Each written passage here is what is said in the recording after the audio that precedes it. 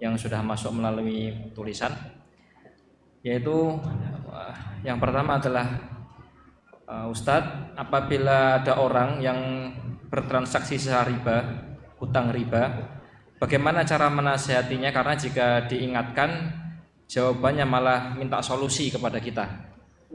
Dan jujur saja kepada si penanya ini, beliau mengatakan bahwa jujur saja kita tidak memiliki solusi untuk kasus tersebut gitu. Dan apakah ada tips bagi pedagang di zaman sekarang yang modalnya itu tanpa riba, Ustadz? Itu mungkin kita awali dulu dengan pertanyaan tersebut. Baik, dohirnya yang bersangkutan kayaknya sudah paham tentang hukum riba, itu dilarang, beliau tahu. Makanya ketika dinasihati beliau sudah menerima.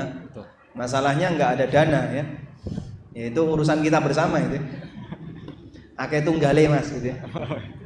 Baik, kira-kira gimana sih yang bisa kita lakukan agar kita bisa memberikan solusi bagi kaum muslimin yang saat ini sangat membutuhkan, terutama berkaitan dengan masalah permodalan, masalah pengadaan tempat tinggal dan seterusnya. Sebenarnya Pak, kalau Bapak lihat ya, misalnya ya, di kota Cilacap ada lembaga ribawi. Udah? Modal pertamanya mungkin bukan dari dalam, tapi dari pusat. Pusat ngasih uang sekian sebagai modal pertama untuk pembangunan cabang sebuah lembaga ribawi di kota Cilacap. Modal berikutnya milik siapa? Milik masyarakat. Yang nabung-nabung di situ dikumpulin semuanya sehingga dia jadi dana yang terkumpul di lembaga ribawi ini. Baik. Berikutnya masyarakat di kota yang sama utang di situ. Utang untuk beli rumah, utang untuk beli kendaraan, atau utang untuk konsumtif, atau utang untuk usaha. Ada banyak aneka utang. Pakai duit siapa? Duit masyarakat yang sama.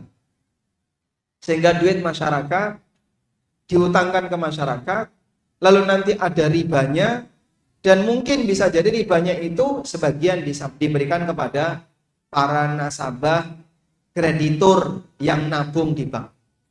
Baik, bisa nggak Pak sistem seperti ini kita ganti? Sehingga kita buat sebuah lembaga dari masyarakat, dikelola oleh masyarakat, dan nanti akan kembali ke masyarakat. Kita punya potensi yang besar. Dan saya yakin itu bisa, tinggal satunya adakah usaha dan kemauan dari teman-teman untuk membangun sistem kepercayaan seperti itu. Misalnya, anggaplah misalnya di Cilacap kota itu populasinya berapa kakak? Nggak tahu ya.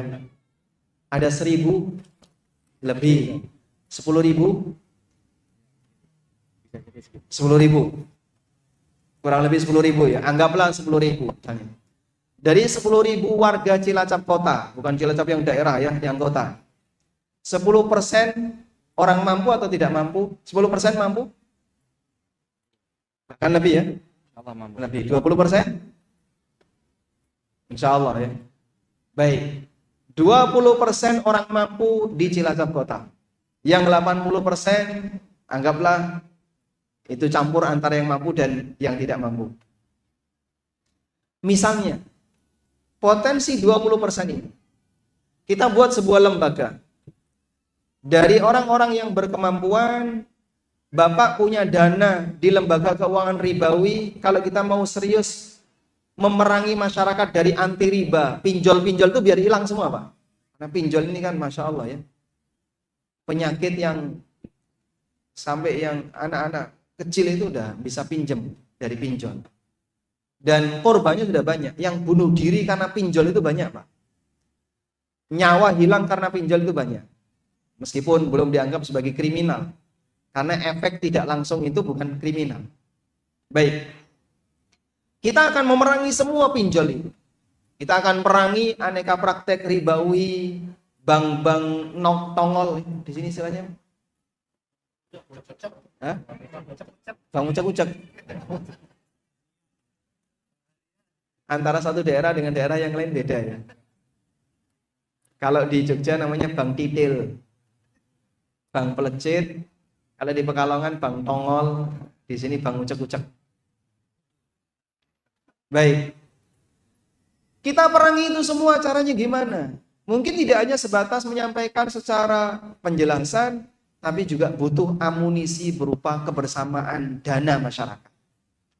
Ada sebuah lembaga yang kita buat, lembaga ini misalnya dijamin oleh yayasan. Yayasan menjamin bahwa lembaga ini amanah. Nah kalau pakai yayasan, insya Allah lebih dipercaya. Sudah? Kaum muslimin yang punya dana nganggur di bank, bisa nggak Anda taruh di sini? Jika mereka mau serius, mari kita kembangkan bareng-bareng. Bapak yang punya dana sudah nganggur, yang kira-kira tidak lagi dibutuhkan, ditaruh di sini. Selanjutnya dari dana ini bisa kita pakai untuk saling memberikan utang kepada mereka yang membutuhkan. Ya tentu saja ada prosedur untuk keamanan, tidak asal kasih ya, tapi ada prosedur. Namun utang di sini utang yang non ribawi, sehingga di situ memanfaatkan dana dari masyarakat, kemudian dikelola oleh yayasan tertentu dan ada penjamin yaitu yayasan bahwasanya ini aman, tidak akan dibawa lari, lalu diutangkan kepada masyarakat. Semoga kalau kerjasama seperti ini bisa dibentuk, kita bisa menjawab yang tadi Pak.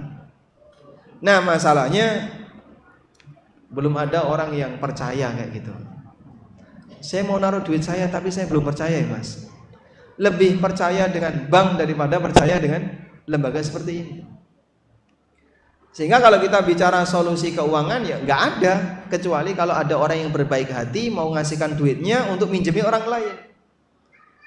Nah yang kayak gini tidak kita jumpai di negeri Konoha. Makanya kita perlu pindah ke Wakanda ini. Baik.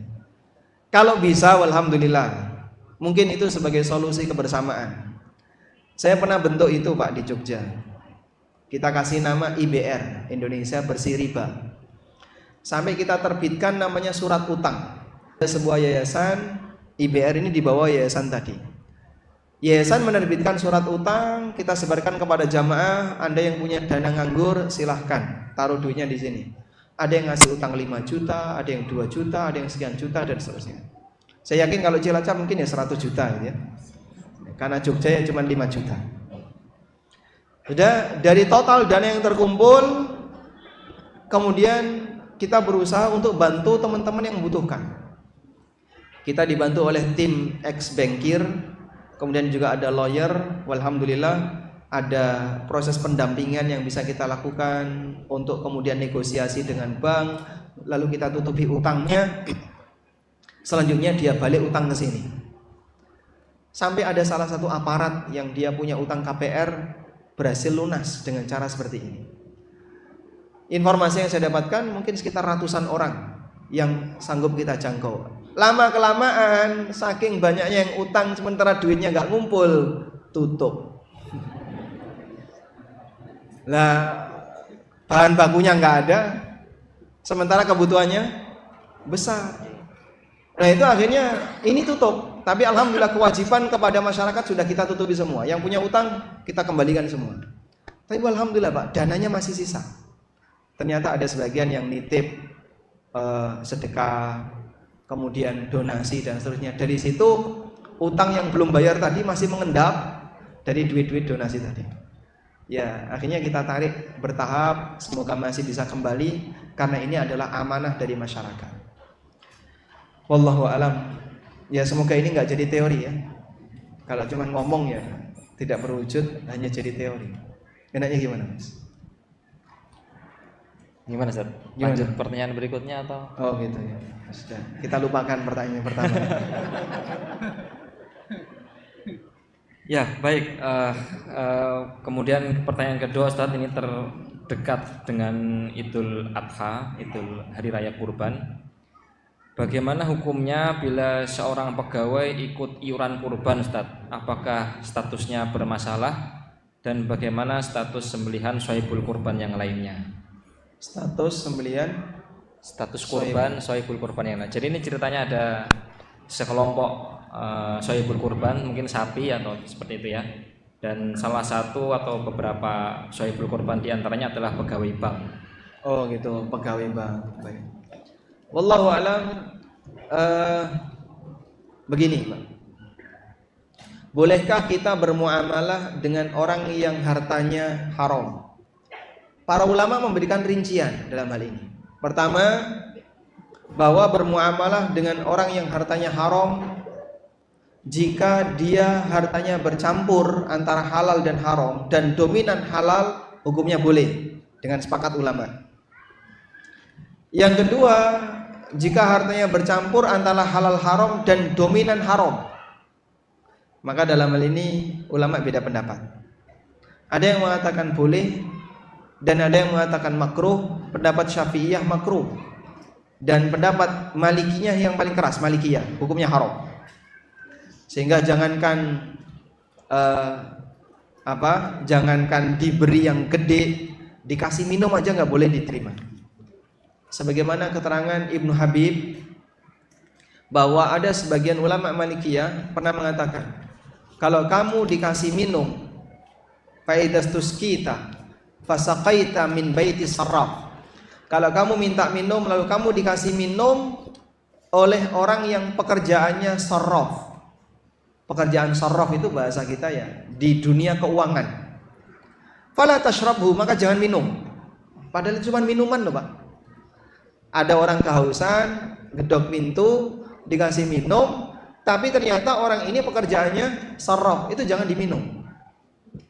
Bahkan sampai ketika kamu berteduh di bawah balkon rumah orang yang pekerjaannya riba, geser, suruh pindah. Ini keterangan dalam mazhab Malikiyah. Dan ada sebagian yang membolehkan, dan insya Allah pendapat yang membolehkan ini yang lebih mendekati, karena orang Yahudi di masa Nabi SAW itu hartanya campur, ada yang halal, ada yang haram.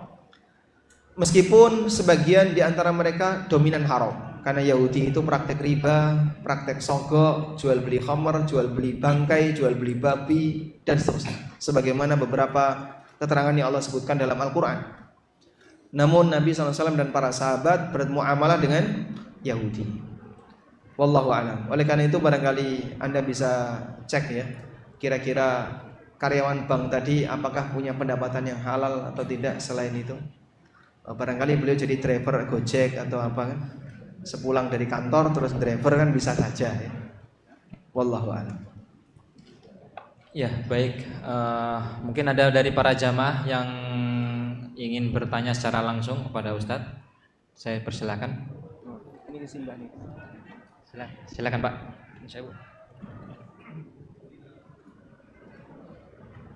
Bismillahirrahmanirrahim. Assalamualaikum warahmatullahi wabarakatuh. Waalaikumsalam warahmatullahi wabarakatuh. Bapak Ustadz yang kami hormati, berkaitan dengan tadi tirakan bahwa selisih antara orang miskin dan orang kaya di akhirat masuk ke surga itu 40 tahun. Demikian ya, 40 tahun. Yang ada pemikiran saya itu di akhirat kelak itu untuk ukuran tahun itu ukurannya apa? Sedang di alam nyata ini kan ukurannya matahari. Apa di akhirat kelak ada matahari? Demikian. Assalamualaikum warahmatullahi wabarakatuh. Waalaikumsalam warahmatullahi wabarakatuh. Insyaallah. Pertanyaan ini jero ya.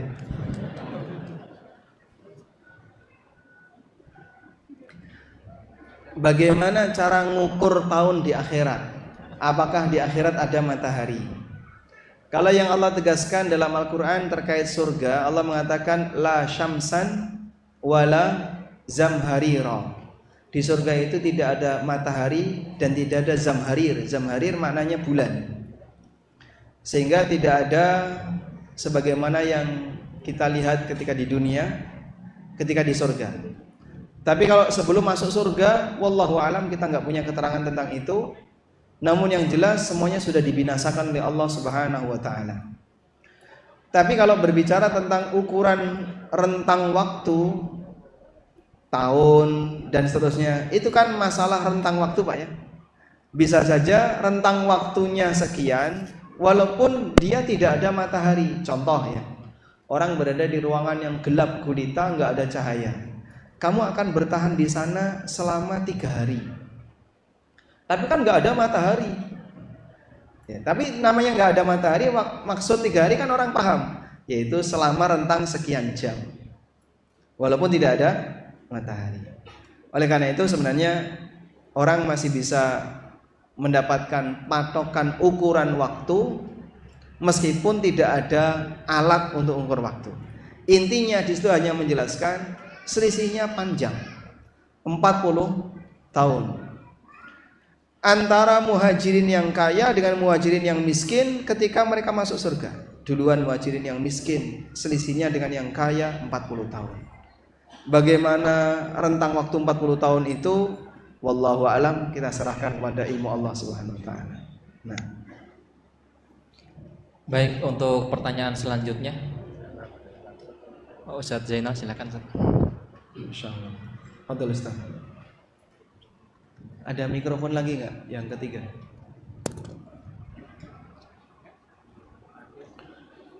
Silakan Ustaz. Bismillahirrahmanirrahim. Dari penjelasan yang tadi disampaikan oleh Ustadz, seakan-akan memotivasi kita untuk menjadi orang miskin, atau seakan-akan kita yang miskin ini sangat bahagia dan hati-hati. Awas gitu ya. Nah, Ustaz, pertanyaan pertama, kira-kira harapan yang paling istimewa yang mungkin ada anjuran atau ada hadisnya, anjurannya itu harapannya menjadi orang miskin atau kaya? Yang pertama. Yang kedua, kalau kita kaitkan dengan beberapa hadis Rasulullah SAW yang tangan di atas lebih baik daripada tangan di bawah, atau mungkin ada riwayat juga orang-orang miskin pada masa atau muhajirin ya, muhajirin, orang-orang miskin yang muhajirin ini iri dengan muhajirin yang kaya karena bisa melakukan apa yang tidak bisa dilakukan begitu. Nah, untuk mengkaitkan itu antara tadi begitu istimewanya orang miskin dan sangat hati-hati, harus berhati-hati banget menjadi orang kaya, nah itu bagaimana begitu Ustaz? Terima kasih. Assalamualaikum warahmatullahi wabarakatuh. Waalaikumsalam warahmatullahi wabarakatuh. Masya Allah. Ini grogi nih yang mau jawab. Baik. Pertama, kita tidak menyampaikan motivasi agar kita menjadi orang miskin. Cuman tema kajian kita kan meden-medeni ya Pak, bahwa kekayaan itu semuanya akan dihisab. Artinya Anda yang punya potensi kekayaan, sadari bahwasanya ini nanti akan ada hisabnya. Bukan berarti nyuruh untuk jadi orang miskin. Selanjutnya, boleh nggak sih kita punya harapan untuk jadi orang kaya? Kalau misalnya Bapak Ibu saya kasih pilihan ya, ada pertanyaan kayak gini, jenengan milih yang mana? Kaya bersyukur atau miskin yang sabar? Ijma kaya bersyukur. Nggak usah jawab, saya sudah tahu ya. Coba ada yang mau milih miskin yang sabar, angkat tangan. Ada? Yang milih miskin sabar, ada di sini. Bapak milih miskin sabar, dapat hadiah. Baik. Antara kaya bersyukur dengan miskin yang sabar itu lebih mulia mana? Mana yang lebih mulia? Nggak bisa dibandingkan sebenarnya. Kenapa? Karena kaya dan miskin itu bukan pilihan kita.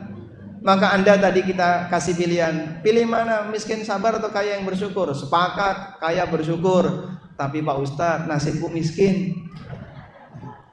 Saya berharap sih pengen jadi orang kaya yang bersyukur, tapi ternyata Allah takdirkan saya miskin. Yang jadi masalah bukan kaya dan miskinnya, tapi bisakah Anda menjalankan tugas sebagai hamba yang baik sesuai dengan posisi Anda? Anda sekarang ada di mana? Nek tak delok sih awakku rodok kere saithik Pak Ustaz. Baik, kalau begitu berarti tugas Bapak banyak bersabar. Allah Maha Adil, masing-masing dikasih cara beribadah yang berbeda. Yang kaya ibadahnya syukur, yang miskin ibadahnya sabar. Selanjutnya, mana yang lebih istimewa? Syekhul Islam Ibnu Taimiyah bahas ini panjang lebar. Kesimpulannya, yang lebih bertakwa. Inna akramakum indallahi atqakum. Orang yang paling mulia di sisi Allah di antara kalian adalah yang paling bertakwa. Dan Allah Subhanahu wa taala menjadikan orang terbaik di antara hambanya sebagai contoh model di semuanya. Contoh orang kaya yang bersyukur, ada para nabi yang kaya-kaya. Allah hartanya bahkan dilimpahkan lagi. Sehingga beliau jadi orang yang sangat kaya, tapi beliau bukan raja. Baik, di sana ada potret contoh orang yang pinter ketika kaya. Dia bisa bersyukur ketika kaya, seperti Sulaiman. Sehingga pada waktu beliau melihat singgasana Ratu Balqis, beliau mengatakan, "Hadza min fadli Rabbi liyabluwani aashkuru am akfur." Ini adalah ujian dari Rabbku. Dia hendak mengujiku apakah aku bisa bersyukur ataukah kufur. Sehingga beliau menyadari keberadaan nikmat yang Allah sediakan itu murni dari Allah sebagai ujian. Baik. Di saat yang sama ada nabi yang dijadikan oleh Allah sebagai contoh nabi yang sangat sederhana, miskin. Sebutkan nabi yang sangat miskin. Simon. Nabi Muhammad sallallahu alaihi wasallam. Nabi Muhammad itu kaya atau miskin? Imamus sabirin wa imamus syakirin. Beliau imam bagi orang yang sabar dan imam bagi orang yang syukur. Sehingga beliau ada di semua posisi. Pernah jadi orang yang kaya, pernah jadi orang yang miskin. Baik, siapa lagi? Nabi Isa, Masya Allah. Siapa yang jawab tadi? Dapat hadiah. Kasih hadiah ya. Nabi Isa alaihissalam itu beliau nggak punya rumah dan suka berkelana, sehingga beliau disebut Al-Masih Isa. Salah satu di antara makna Al-Masih li'annahu masahal ardo, karena beliau menyapu permukaan bumi, berkelana dari satu tempat ke tempat yang lain. Tayyib. Sehingga imam berkaitan dengan orang kaya dan orang miskin Allah telah sediakan. Mereka lah para nabi. Selanjutnya gimana Pak? Karena kita sudah punya contoh, maka di posisi manapun Anda berada, tirulah mereka sesuai dengan posisi kita. Bukan masalah kaya dan miskin yang diperjuangkan, tapi di mana Anda berada, apakah Anda bisa melaksanakan tugas sesuai dengan posisinya. Orang miskin apakah dihisab? Orang miskin dihisab enggak? Dihisab. Sebagaimana yang kaya juga akan dihisab. Dan yang dihisab itu beragam, tidak hanya harta, termasuk juga yang lainnya. Itu yang saya pahami. Jadi bukan memotivasi untuk jadi miskin, tapi menyadarkan bagi yang punya harta agar waspada, karena semuanya nanti akan menjalani hisab. Yang kedua tadi apa? Berkaitan dengan apa ini? Tangan di atas lebih baik daripada tangan di bawah. Nah, ini contoh yang bagus ya.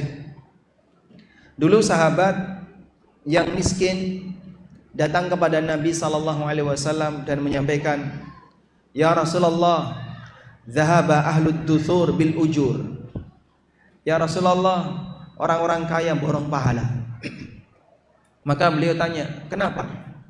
Yasumuna kama nasum wa yusalluna kama nusalli. Mereka bisa sholat sebagaimana kita sholat, mereka puasa sebagaimana kita puasa. Wa yatasaddaquna bifuduli amwalihim. Tapi mereka bisa sedekah dengan kelebihan harta yang mereka punya, yaitu yang kami nggak bisa. Lalu Nabi SAW ngasih apa? Zikir untuk dibaca setelah sholat. Subhanallah 33, Alhamdulillah 33, Allahu Akbar 33. Kemudian ditutup dengan apa? La ilaha illallah wahdahu la syarikalah. Yang kata Nabi SAW, kalian akan bisa mendahului ketertinggalan kalian untuk menyusul mereka. Sehingga kita lihat di sini, sahabat miskin ini tidak iri dengan materi, tapi iri karena kalah amal. Dan sekarang orang kaya tidak lebih banyak beramal dibandingkan yang miskin. Maka kalau ini dibawa kepada konteks sekarang, orang miskin punya peluang besar untuk jauh lebih hebat daripada orang kaya dari sisi amal. Karena dulu untuk amal badan, kaya dan miskin berimbang. Sementara orang kaya punya keunggulan amal harta. Mereka bisa sedekah, mereka bisa membebaskan budak dan seterusnya. Oleh karena itu jamaah, jika kita mau bawa kepada konteks sekarang, maka ketika ada orang miskin yang iri kepada orang kaya, itu arahkan irinya kepada apa? Kemampuan dalam beramal. Pak, saya itu pengen bisa haji, bisa umroh. Saya pengen bisa kurban, saya pengen bisa ini. Baik Pak, semoga nanti bisa jangkau ya. Jenengan insya Allah bisa kurban. Syaratnya apa? Berhenti ngerokok, uang rokoknya ditabung untuk beli kurban. Saged mboten? Nek kono ora isa aku. Loh, enggak terbukti toh. Katanya mau kurban. Ngerokok itu sehari berapa? 20.000. 20.000? Yang paling murah. Kalau di Cilacap berapa biasanya? Anggaplah 20.000. 20.000 kali 360 berapa itu? Hah? Akeh nggih? Hah? 7 juta. Sekitar 7 juta. Dia bisa dapat duit 7 juta. Itu bisa kambing gede sendirian. Atau misalnya dia bisa korban ikut urunan sapi. Tapi nyatanya kuat go tuku rokok, ngakune orang kuat korban. Le bayar SPP telat. Kadang orang salah dalam penggunaan harta.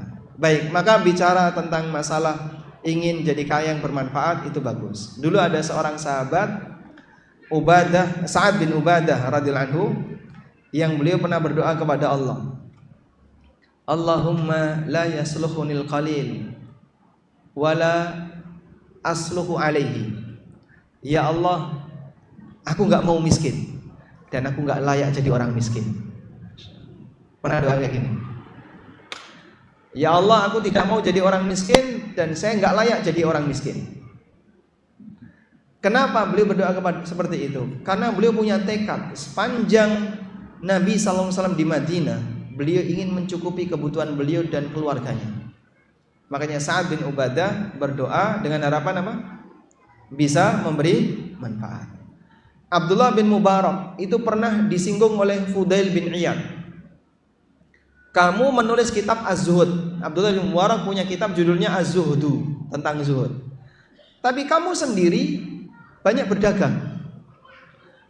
Ini bertentangan dengan tulisan kamu. Maka apa jawab Abdullah bin Mubarak? Saya melakukan ini agar bisa membantu para ahli hadis, mereka yang sibuk belajar agama untuk mencukupi kebutuhannya. Nah, itulah niat kaya yang sejatinya. Kaya untuk memberi manfaat, bukan sebatas disimpan sendiri untuk memperkaya diri sendiri. Bisa dipahami insyaallah ini? Alhamdulillah. Masyaallah. Semoga enggak jadi teori saja. Sudah ngantuk belum jemaah? Belum.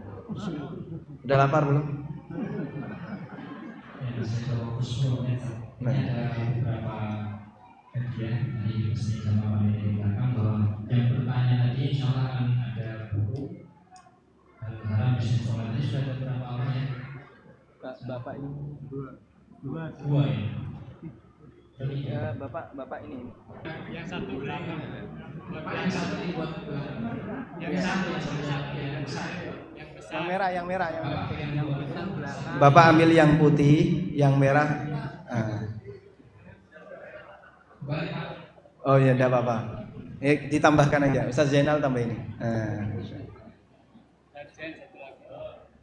Barangkali bisa diajarkan ya. Baik, kemudian untuk pertanyaan selanjutnya kami persilakan dari para jemaah. Ya, silakan Pak.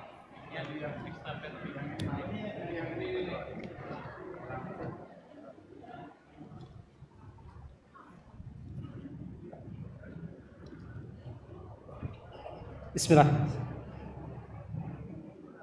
Mau tanya Ustadz, jadi ada kasus bahwa ada yang meminjamkan, ada keluarga meninggal, akhirnya dia meminjamkan mobil kepada keluarga yang lain untuk takziah, gitu. Nah, qadarullah mobil yang dipinjamkan ke saudaranya yang lain ini dalam perjalanan takziah ternyata kecelakaan, terjadi kerusakan dan ada korban juga dari penumpang yang lain. Dalam hal ini beberapa kali sebenarnya dari penumpang sudah mengingatkan ya sopir untuk berhati-hati, jangan terlalu ngebut, hati-hati dan seperti itulah. Tapi qadarullah tetap terjadi kecelakaan, dan dalam hal ini pertanyaannya sebenarnya dalam kondisi seperti ini siapa yang mungkin ya lebih berkewajiban ya untuk mengeluarkan hartanya untuk dalam rangka pengobatan maupun dalam memperbaiki kendaraan yang rusak seperti itu, Ustaz. Mungkin itu aja. Terima kasih. Apakah yang meminjamkan mobil atau mungkin yang dalam hal ini sopir yang nyetir gitu, Ustaz? Beliau nyetirnya menyalahi aturan? SIM punya, dibilang kemampuan menyetir pun ada.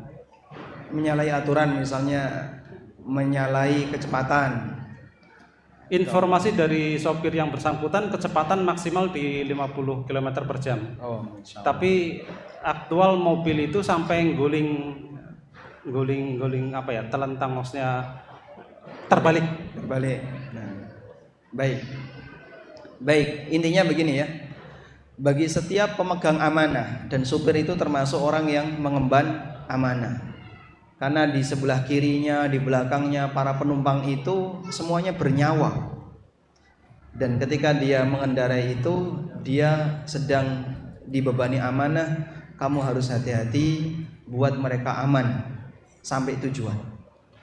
Oleh karena itu, kalau sopir ini melaksanakan amanahnya dengan baik, alias ya dia mengemudi dengan wajar, di kecepatan wajar dan tidak membahayakan bagi penumpang maupun bagi pengendara yang lain atau pengguna jalan yang lain, kok kemudian terjadi kecelakaan, ya sudah, itu sudah menjadi takdir Allah. Berarti untuk selanjutnya semua pengguna kendaraan itu tanggung jawab bareng-bareng. Tapi kalau sopirnya ini tidak amanah, teledor, misalnya menyalahi batas kecepatan atau nabrak lalu lintas dan seterusnya sampai akhirnya terjadi kecelakaan, maka dalam posisi ini dia yang harus nanggung sebab dia yang teledor. Jadi kata kuncinya teledor atau tidak. Nah, teledor itu bahasanya kayak gini batasannya ya. Batasan teledor, melakukan sesuatu yang tidak seharusnya dilakukan atau tidak melakukan sesuatu yang seharusnya dilakukan. Paham insyaallah? Coba diulang. Melakukan sesuatu yang tidak seharusnya dilakukan. Misalnya, seharusnya kamu tidak ngebut, kenapa kamu ngebut? Nah, itu teledor. Atau tidak melakukan sesuatu yang seharusnya dilakukan. Seharusnya kamu handbrake, tapi dia nggak handbrake. Akhirnya mobilnya jalan sendiri sampai nyemplung jurang misalnya. Maka dia tidak melakukan sesuatu yang seharusnya dilakukan. Nah, yang seperti ini wajib untuk nanggung resiko. Wallahu a'lam. Ini yang tulisan nggak kasihan ya? Udah panjang sekali nulisnya. Atau nggak ada yang menarik? Oh gitu.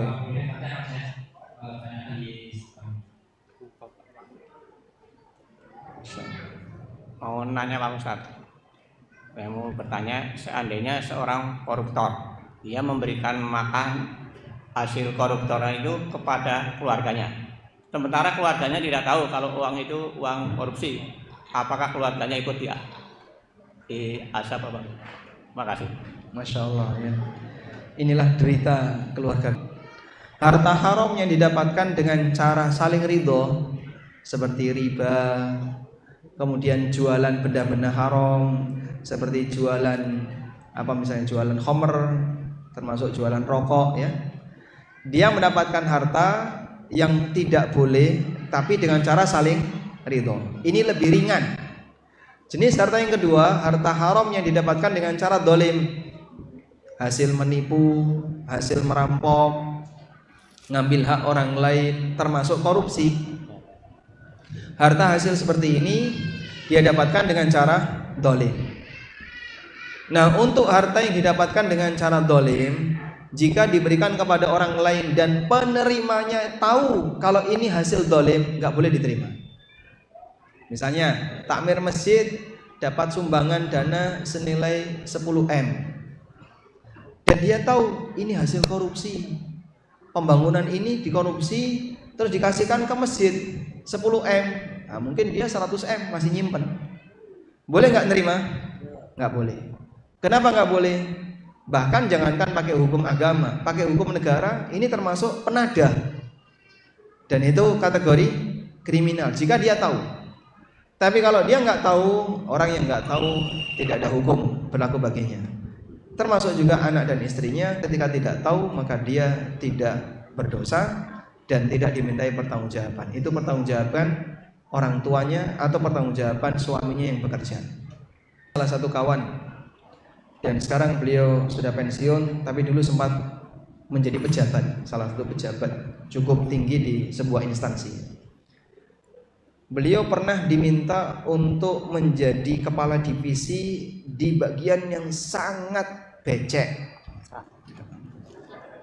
Semua entah sampai banjir-banjir kan. Jadi antara gaji pokok dengan hasil yang liar itu jauh lebih banyak hasil yang liar. Tapi karena beliau ini masih orang yang lurus batinnya, nuraninya sehat.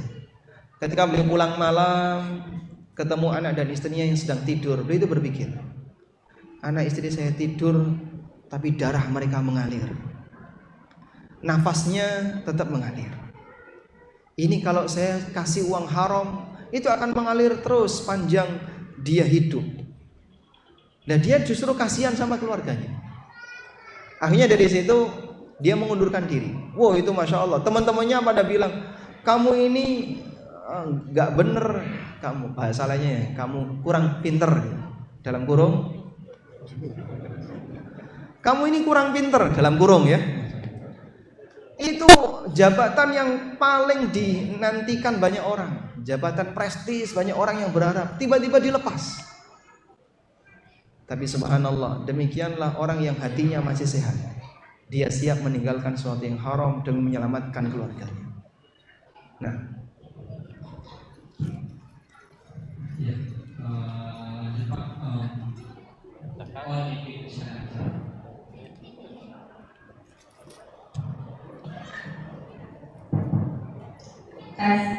ya, terima kasih. Langsung aja pertanyaan kami. Bagaimana ciri atau kriteria bank-bank yang benar-benar sesuai dengan syariat? Ciri bank yang sesuai syariah.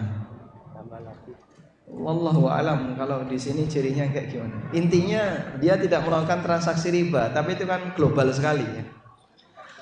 Jadi kita tidak menilai lembaga ya. Mungkin lebih tepatnya menilai produk lembaga. Produk apa yang diberikan oleh bank itu. Sementara ini yang selamat dari beberapa produk bank syariah, satu wadiah, itu selamat, insya Allah nggak ada masalah. Karena akadnya murni utang dan Anda tidak dikasih kelebihan, nggak ada bonus, nggak ada bunga, nggak ada kelebihan. Sehingga kalau Anda mau nyimpan duit dan sifatnya hanya untuk saving, untuk keamanan, mungkin Anda bisa pilih yang ini, hanya milih produk wadiah. Yang kedua, produk yang itu kadang bisa dikendalikan. Produk yang kadang bisa dikendalikan. Contohnya adalah murabahah. Jadi bank itu kan punya dua produk ya, funding dan lending. Produk funding berarti bank ngumpulin duit, produk lending berarti bank menyalurkan duit. Untuk produk funding yang recommended, yang kami rekomendasikan wadiah. Nah, untuk program lending ini lebih sulit, karena kan Anda di posisi membutuhkan. Terus saya kalau mau dapat pinjaman dari bank, caranya gimana Pak? Yang benar, andai kan akadnya bisa Anda kendalikan, itu bagus. Beberapa pengusaha terkadang mengundang kami untuk menjelaskan bagaimana cara akad yang benar dengan bank. Banknya didatangkan, kemudian kita duduk bareng, saya jelaskan. Kalau mau akad seperti ini, sistemnya seperti ini, skemanya kayak gini. Bagi kepala cabang yang dia melihat ini pasar potensial, mau nerima. Karena ini kan menguntungkan. Saya punya konsumen bagus, asal dia mau dengan skema kayak gini, baik, saya mau bersedia. Akhirnya lanjut akad dengan cara yang syar'i. Dan itu berbeda-beda antara satu daerah dengan daerah yang lain. Yang sempat berhasil, misalnya Ustadz Irwandi melakukan pendampingan, katanya di Surabaya juga pernah ada seperti itu, didampingi, dan mereka mau keluar dari sistem mereka, lalu kita buat sistem yang baru, yang lebih bersih dari riba. Wallahu a'lam. Ya, saya lanjutkan dengan pertanyaan terus dulu ya Ustaz ya. Baik, sekarang kita jam 2:03. Enaknya gimana? Yang terakhir. Oh betul, masya Allah. Ini Ustaz, ada yang menyampaikan bahwa dulu saya orang yang kaya dan kecukupan harta, dan hampir banyak harta saya sedekahkan. Ternyata sampai suatu saat harta saya habis dan berkurang, habis secara fisik, dan anak-anak, istri, keluarga kecewa. Bagaimana nasihat Anda untuk kami sekeluarga?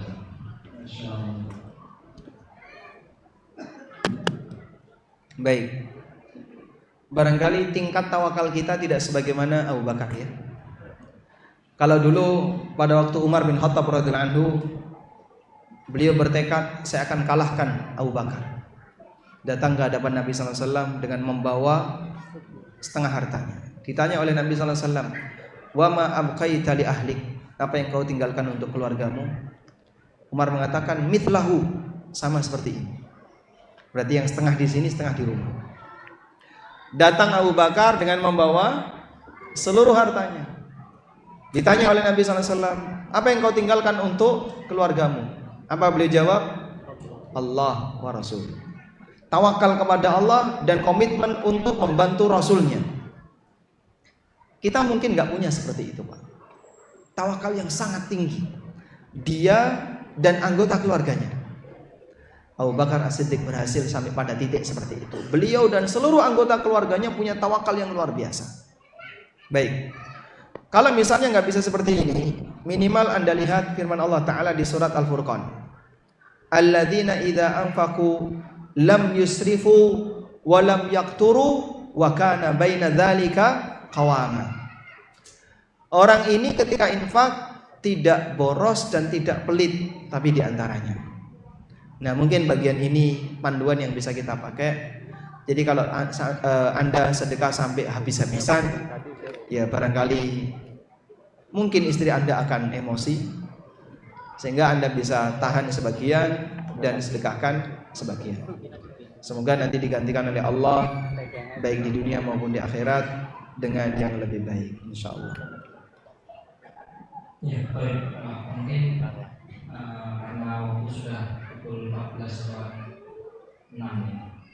Kita cukupkan Ustaz. Ada beberapa buku yang tersisa, mungkin bisa memberikan pertanyaan nanti. Baik, insyaallah. Nah, ini dulu bisnis online dulu. Kita kasih pertanyaan dulu ya.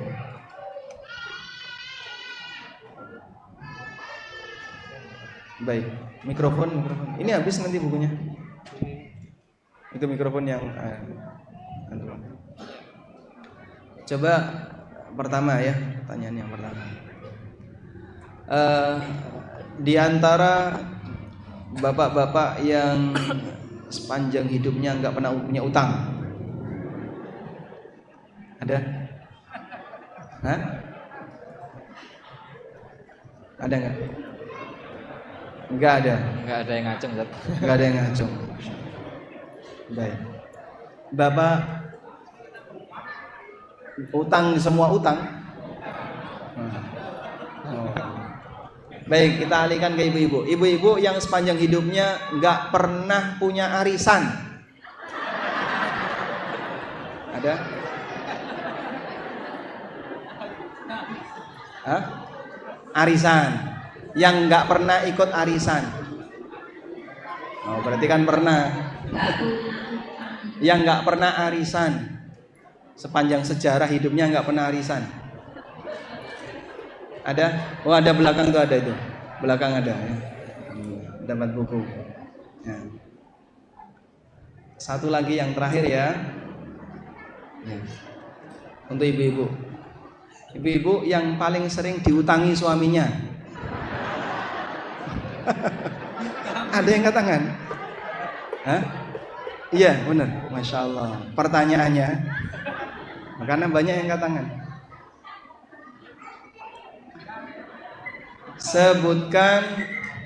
Sebutkan dalil tentang larangan riba. Sebutkan dalil tentang larangan riba. Ya, silakan yang belakang. Bisa berdiri, Pak. Ya. Siap. Ada mic, mungkin bisa di. Wa halallahu al-bai'a wa harrama riba. Ada di surat apa? Al-Baqarah ayat berapa? Baik, dapat hadiah ya. Insyaallah, alhamdulillah. Sudah cukup, Ustaz? Ya, cukup, Ustaz. Ya, tadi yang sering diutangi suaminya, mintalah pahala kepada Allah. Karena di sini hadiahnya udah habis ya. Baik, demikian yang bisa kita sampaikan, semoga bermanfaat. Wassallallahu ala nabiyyina Muhammadin wa ala alihi wa sahbihi wasallam. Wa akhiru da'wana alhamdulillahi rabbil alamin. Subhanakallahumma wa bihamdika asyhadu an la ilaha illa anta astaghfiruka wa atubu ilaik. Wassalamualaikum warahmatullahi wabarakatuh. Waalaikumsalam warahmatullahi wabarakatuh.